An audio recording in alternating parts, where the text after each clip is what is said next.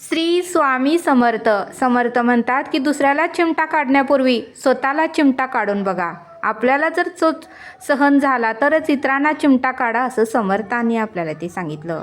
समर्थ म्हणतात की दुसऱ्याला रागाने बोलण्यापूर्वी आपल्याला कुणी जर रागाने बोललं तर ते सहन होतंय का बघा आणि मगच इतरांना रागाने बोला, असं समर्थांनी आपल्याला ते सांगितलं. आणि म्हणून समर्थ म्हणतात की इतरांकडे आपण एक बोट करतो पण आपल्याकडे 4 बोट होतात, हे आपण विसरून जातो, असं समर्थांनी आपल्याला ते सांगितलं. आणि म्हणूनच समर्थ म्हणतात की जे आपल्याला सहन होते तेच आपण इतरांना द्यावं. आपल्याला जे सहन होत नाही ते इतरांना पण आपण देऊ नये, असं समर्थांनी आपल्याला ते सांगितलं. आणि म्हणूनच समर्थ म्हणतात की जे पेरले तेच उगवणार आहे, हाच निसर्गाचा नियम आहे, असं समर्थांनी आपल्याला ते सांगितलं. म्हणून समर्थ म्हणतात की उत्तमाची पेरणी करा म्हणजे उगवेल पण उत्तमाचंच, असं समर्थांनी आपल्याला ते सांगितलं. आपण दुसऱ्याच्या आयुष्यामध्ये काटे पेरतो, दुसऱ्यांना दुःख देतो, त्रास देतो, वेदना देतो आणि आपण त्या बदल्यात स्वतःला सुखाची अपेक्षा ठेवतो.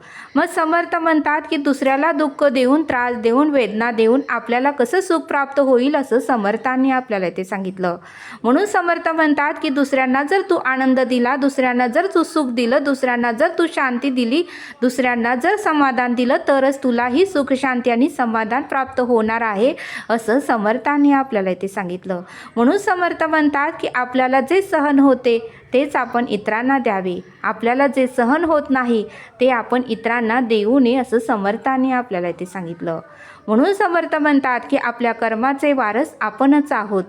बँक बॅलन्स, इस्टेट, प्रॉपर्टी, शेती, जमीन याला कोणी दुसरा वारस असतो, पण आपल्या कर्माचे वारस मात्र आपण स्वतःच असतो, असं समर्थांनी आपल्याला ते सांगितलं. म्हणून समर्थ म्हणतात की पृथ्वी गोल स्वतःभोवतीच फिरते, तसे आपले कर्मही गोल स्वतःभोवती फिरून आपल्या पायापाशीच येऊन पडणार आहेत. तसे आपले कर्मही स्वतःभोवती फिरून आपल्या पायापाशीच येऊन पडणार आहेत, असं समर्थांनी आपल्याला ते सांगितलं. म्हणून समर्थ म्हणतात की सुख, शांती, समाधान आपल्याला जर पाहिजे असेल तर इतरांनाही सुख, शांती, समाधान देण्याचा प्रयत्न करा, असं समर्थांनी आपल्याला ते सांगितलं. आणि जे पेरणार आहे तेच उगवणार आहे, हे कायम लक्षात ठेवा, असं समर्थ आपल्याला इथे सांगतात. श्री स्वामी समर्थ. जय जय स्वामी समर्थ.